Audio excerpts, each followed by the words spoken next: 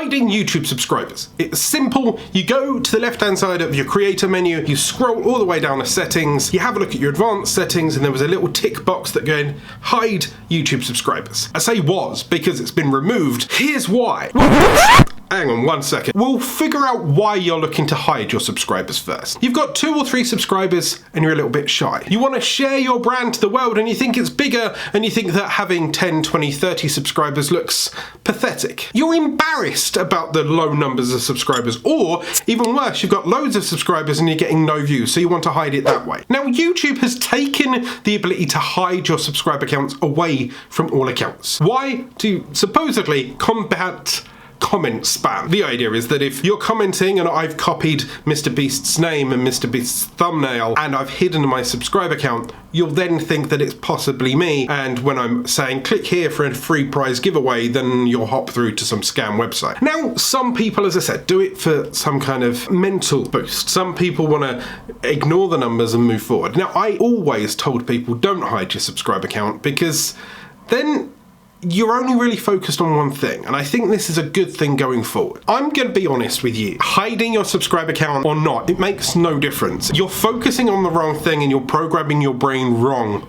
already for YouTube. There's a few benefits to showing your subscriber account. Number 1, sharing your subscriber account helps people go along for the ride with you. I've got some subscribers on this channel that pop up periodically every couple of months going, hi, I remember when you only had 100 subscribers. I was here when you got 3,000 subscribers. Oh wow, you passed 10,000, 20,000, 40,000. Those people are your diehards, your ride and dies, and I love them popping up and seeing my growth. And more importantly, they can see me growing and they are part of that journey with me. 2, early adopters. Now imagine that you was one of the first people to find PewDiePie or Markiplier or Mr. Beast. There's some kind of hidden joy in knowing that you found this fantastic video and you're one of the first. An exclusive little club where you were the first few people to interact with John Green and Hank Green in the Vlogbrothers. You are one of the OGs in the Philip DeFranco club. I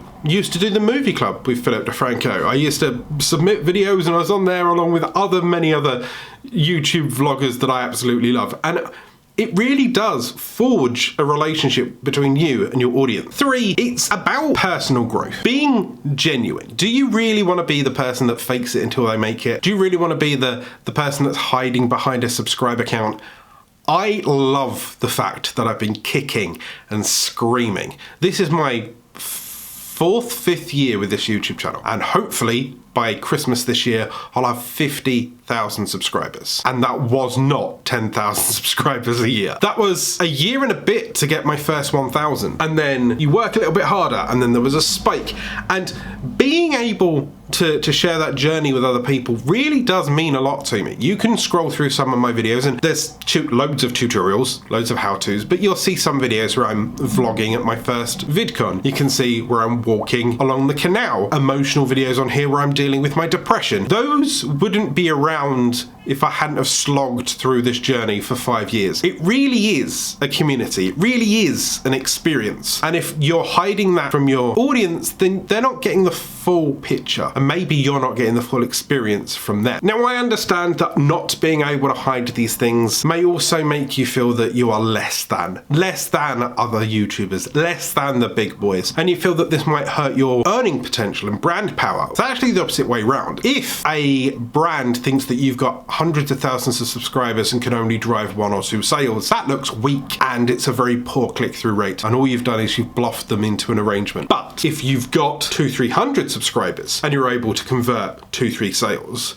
that's a much higher click-through rate and a much more engaged audience, and therefore you're worth more to someone as a micro-influencer. The world of micro-influencers exist these days. Have a look at Instagram. I'd much rather spend as a businessman £200 to £300 with micro-influencers that can directly engage with their audience and guarantee some form of interactions than spending thousands of pounds on the hope that my brand might get mentioned by a big influencer that has no connection to my brand or my niche at all. And over time you'll understand the power of you pushing people in generating income and growing your channel. Just push for that first 1,000 subscribers. Continue over to this video here, I'll show you exactly how to do it.